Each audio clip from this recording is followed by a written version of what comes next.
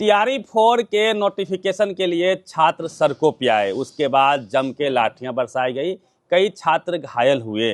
लगातार इस तरह के प्रदर्शन पटना में होते रहते हैं और इस बार जो हुआ उसे पूरे देश में इसकी चर्चा हो रही है कि जब स्टूडेंट नौकरी मांगते हैं तो उन पे सम्राट सरकार ने लाठियां क्यों बरसाई। बातचीत करेंगे, वेद सर हैं। सर, इस प्रकार से छात्रों को पीटा गया, कैसे देखते हैं पूरे प्रकरण को? देखिए, हम टीचर रहे हैं और ये बच्चे टीचर बनने के लिए संघर्ष कर रहे हैं, तो हमारा तो इमोशनल जुड़ाव रहेगा इन लोग से कि जिस जगह पर जाने के लिए आंदोलन कर रहे हैं। कभी हम 5 साल सरकारी स्कूल में पढ़ाए और ये जो आंदोलन हो रहा है नोटिफिकेशन के लिए हो रहा है, ये लोग कहेंगे बहाली निकाल लो, जैसा कि वादा किया गया था चुनाव से पहले। चुनाव के समय तो वादा कर दिया गया, लेकिन जब चुनाव हो गया तो अब सुनते हैं कहा जा रहा है कि पीटी और मेंस की परीक्षा होगी अलग अलग, तब होगी बहाली।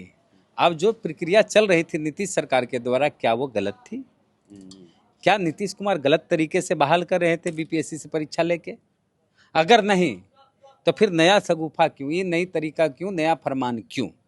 और शिक्षा मंत्री से जब पूछा गया इस संबंध में, TRE-4 को लेके बच्चे आंदोलन कर रहे हैं, उन पर लाठियां चल रही है, तो शिक्षा मंत्री मिथिलेश तिवारी कहते हैं कि लड़कियों को एजिटेशन करने की जरूरत क्या है, आंदोलन करने की जरूरत क्या है? मेरा कहने का मतलब है जरूरत क्या है एजिटेशन की, और उन बेटियों को क्या जरूरत है सड़क पर आने के भाई, जब नारी शक्ति बंधन के लिए मोदी जी खड़े हैं। नारी बंधन के लिए मोदी जी हैं। अरे बच्चा विधायक सांसद बनने के लिए नहीं आंदोलन कर रहे हैं, मास्टर साहब बनने के लिए, शिक्षक बनने के लिए लोग आंदोलन कर रहे हैं। तो इसमें नारी बंधन कहाँ से आ गया शिक्षा मंत्री जी? बिहार में अगर मंत्री बनना हो और मास्टर बनना हो, फर्क बताते हैं। मास्टर साहब बनना हो तो उसके लिए ग्रेजुएशन या इंटरमीडिएट करना होगा, इसके बाद वो हम बताते हैं कि कितनी परीक्षाएं आपको पास करनी होगी। सबसे पहले एंट्रेंस एग्जाम दीजिए DLED का या फिर BEd का, दोनों में किसी में पास किए, फिर 2 साल आपको कोर्स का एग्ज़ाम देना होगा। हर 6-6 महीना पे सेमेस्टर होता है, 4 बार वो एग्ज़ाम देना होगा। यानी एक एंट्रेंस एग्ज़ाम दिए और 4 गो कोर्स का एग्ज़ाम दिए सेमेस्टर वाइज। 5 परीक्षा वहाँ होगी, 5 परीक्षाएं होगी। 5 के बाद छठा एग्ज़ाम होगा TET, चाहे सेंट्रल का TET दें, CTET, चाहे स्टेट का TET दें। तो कितना हो गया? छठा एग्ज़ाम हो गया, 6 हो गया है। और उसके बाद अब कहा जा रहा है कि PT और मेंस होगा। तब PT दिए और पास किए तो क्या हो गया? 7, और मेंस फिर पास कीजिए तो कितना परीक्षा हो गया? 8। यानी 8 परीक्षा पास करना पड़ेगा आपको मास्टर साहब बनने के लिए। और मंत्री बनना हो तो पापा का नाम काफ़ी है, निशांत कुमार, दीपक प्रकाश, ना MLA है ना MLC हैं, कुछ नहीं है, लेकिन मंत्री बने हैं। तो बिहार के बच्चे जो हैं वो मास्टर बनने के लिए सड़क पर संघर्ष कर रहे हैं और पापा कहते हैं बड़ा नाम करेगा। आप पिटाई भी खा रहे हैं। हाँ, लाठी भी चलेगा, निशांत जी अच्छा हेल्थ मिनिस्टर, स्वास्थ्य मंत्री बने, दीपक प्रकाश पंचायती राज मंत्री बने। तो इन लोग को मंत्री बनने के लिए कोई भी परीक्षा पास करने की जरूरत नहीं। दीपक प्रकाश तो दूसरी बार बन गए मंत्री, हाँ, न विधायक हैं न MLC।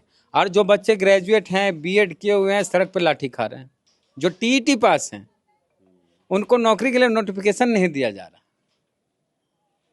तो ये शिक्षा व्यवस्था, ये हाल है। और लाठी इतनी जल्दी नहीं चलनी थी। लाठी, अब शिक्षा मंत्री को लोग गाली दे रहे हैं, लड़कियां गाली दे रही है। अब देखेगी नहीं वीडियो, RJD अपना फेसबुक पे लगा। हम बोल नहीं सकते ऐसी बात शिक्षा मंत्री को बोला जा रहा। और शिक्षा मंत्री इसने बात बोलते हैं एजिटेशन करने की क्या जरूरत है, नारी वंदन के लिए मोदी जी हैं। अरे विधायक बनने के लिए थोड़े रोड पर आंदोलन कर रहे हैं। तो टीचर जैसे बन रहे थे वैसे बनाना चाहिए, नोटिफिकेशन निकालना चाहिए। 1 करोड़ नौकरी का वादा है इस अगले 5 साल के टर्म में। हाँ, बिहार का खजाना खाली है, 1 करोड़ नौकरी कहाँ से मिलेगी? सम्राट जी नए CM बने हैं, उनको क्या कहेंगे? बिहार सरकार का खजाना खाली है, ये बिल्कुल सच बात है। विजेंद्र यादव तो करे नहीं खाली है, कोई कमी नहीं। कहने से क्या हो जाए, वो क्या कहेंगे कि खाली है? ये एकदम सच बात है कि बिहार सरकार का खजाना खाली हो गया।